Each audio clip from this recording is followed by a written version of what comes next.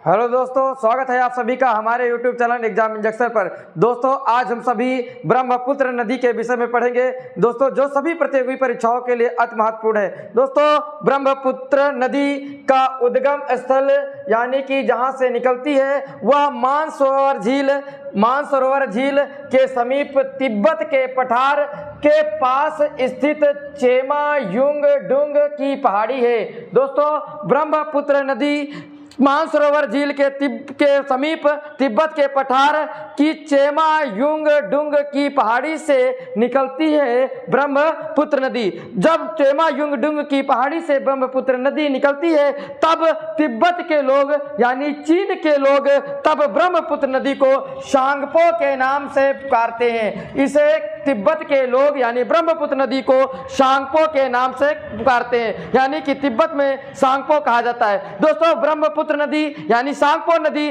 जब भारत की ओर बढ़ती है तो आगे चल करके अरुणाचल प्रदेश में, ये अरुणाचल प्रदेश में जहां से भारत में प्रवेश करती है ब्रह्मपुत्र नदी, उस स्थान को यानी इस वाले स्थान को नमचा बरवा कहा जाता है। क्या कहा जाता है? नमचा बरवा कहा जाता है। नमचा बरवा नामक स्थान से ब्रह्मपुत्र नदी भारत में प्रवेश करती है।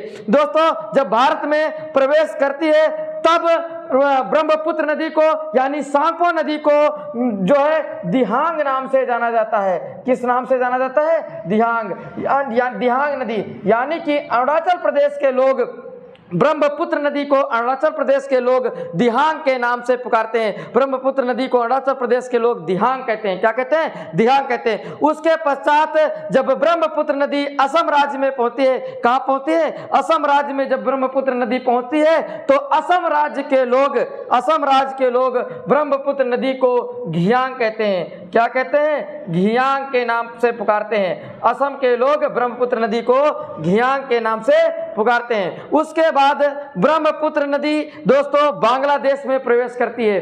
कहां प्रवेश करती है? बांग्लादेश में प्रवेश करती है। और जब बांग्लादेश में ब्रह्मपुत्र नदी प्रवेश करती है तब बांग्लादेश के लोग इसे मेघना के नाम से पुकारते हैं। किस नाम से? इसे मेघना नदी के नाम से पुकारते हैं। यानी ब्रह्मपुत्र नदी जब चेमायुंगडुंग की पहाड़ी से निकली तो तिब्बत के लोग इसे सांगपो नदी कहते हैं। और नमचा बरवा नामक स्थान से जब अरुणाचल प्रदेश में प्रवेश की तो अरुणाचल प्रदेश के लोग दिहांग नदी के नाम से इसे पुकारते हैं, दिहांग नदी कहते हैं। उसके पश्चात जब असम राज्य में पहुंची तो असम राज्य के लोग इसे घियांग कहते हैं। असम के पश्चात जब बांग्लादेश में पहुंची तो बांग्लादेश के लोग उसे मेघना नदी कहते हैं। क्या कहते हैं? मेघना नदी। और बांग्लादेश के पश्चात यह नदी यानी ब्रह्मपुत्र नदी बंगाल की खाड़ी में विलीन हो जाती है। यानी कि ब्रह्मपुत्र नदी, क्वेश्चन आएगा पेपर में, क्वेश्चन छपेगा कि ब्रह्मपुत्र नदी का उद्गम स्थल कहाँ है, तो ब्रह्मपुत्र नदी का उद्गम स्थल आपको बताना होगा चेमायुंगडुंग की पहाड़ी यानी तिब्बत का पठार।